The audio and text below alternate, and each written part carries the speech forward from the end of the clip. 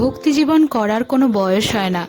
অনেকের মতে ভক্তি করতে গেলে বয়স হতে হবে। এখন থেকে কি ভক্তি করছি, আরও যখন বয়স হয়ে যাবে, বুড়ি হয়ে যাব, মুখে আর দাঁতগুলো থাকবে না, ঠিক তখন থেকে নাকি ভক্তি করা উচিত। এটা হচ্ছে কিছু মানুষের ধারণা। আমার মুখে যদি দাঁতই না থাকলো, কথাই যদি ভালো করে উচ্চারণ না করতে পারলাম, তাহলে ভগবানের নাম করব কি করে তখন? আর তখন এই একাদশী এসব করব কি করে? কারণ বয়স হয়ে গেলে নানা রোগ যখন যাকে পারছে জাপটে ধরে ফেলছে রোগগুলো। হরে কৃষ্ণ।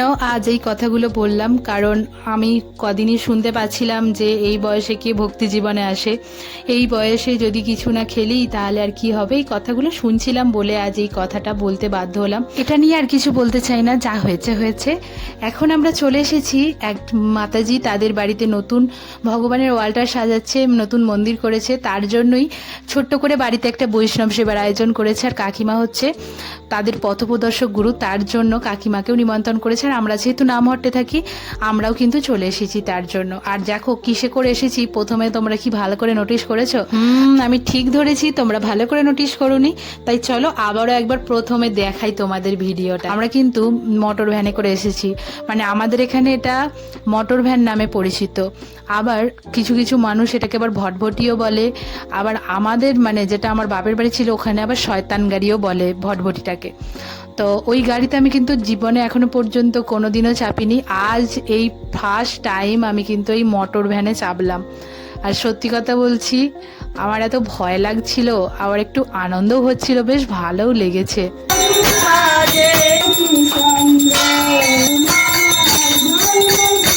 আর এখন আরতির শেষে একটু ভাগবত কথা হয়েছে, তারপর এখন নৃত্য হচ্ছে কীর্তনের সাথে।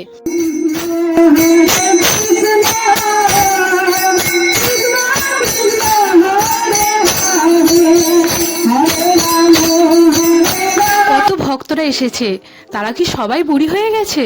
তাদের কি অনেক বয়স হয়ে গেছে? তারা কি লাঠি নিয়ে চলছে বা দাঁত ভেঙে গেছে? তোমরা ভালো করে ভিডিওটা নোটিশ করো। সবাই কিন্তু এখানে নৃত্য করছে।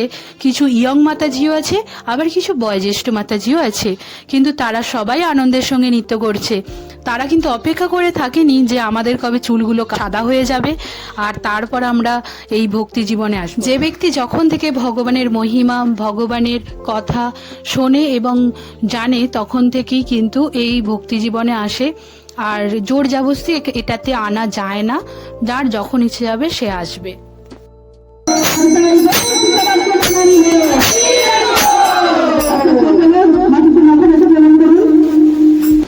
আজকে ভগবানকে এরা কি কি ভোগ লাগিয়েছিল চলো তোমাদের দেখাই। ভোগ দর্শনে দুর্ভোগ কাটে, সেটা তো জানোই। আর এখন দেখো এখানে আমি বসে গেছি প্রসাদ পেতে। প্রথমেই এখানে ফল দিয়েছে, তারপর লুচি, আলুর দম। আর আমার বেশি লুচি খেতে ভালো লাগে না, তাই একটা লুচি যা হোক করে খেয়েছি কষ্ট করে। তারপরে দুটো কটা মুড়ি নিয়েছি, মুড়ি নিয়ে আলু দিয়ে এখন মাখিয়ে খেয়ে নিচ্ছি। আর দেখো কত ভক্তরা, আমাদের যারা ভ্যানে এসেছে তারা কিন্তু তাড়াতাড়ি প্রসাদ পেয়ে নিচ্ছে, কারণ তারা আবার আমাদের সঙ্গেই বাড়ি যাবে, তাই আমরা তাড়াতাড়ি প্রসাদ পেয়ে নিলাম। প্রসাদ পাওয়ার পর এখন যাচ্ছি ওই ভটভটিতে চাপবো বলে। আর রাস্তায় এত কাদা কি বলবো। আজকের ভিডিওটা এখানেই শেষ করছি। হরে কৃষ্ণ, হরি বল।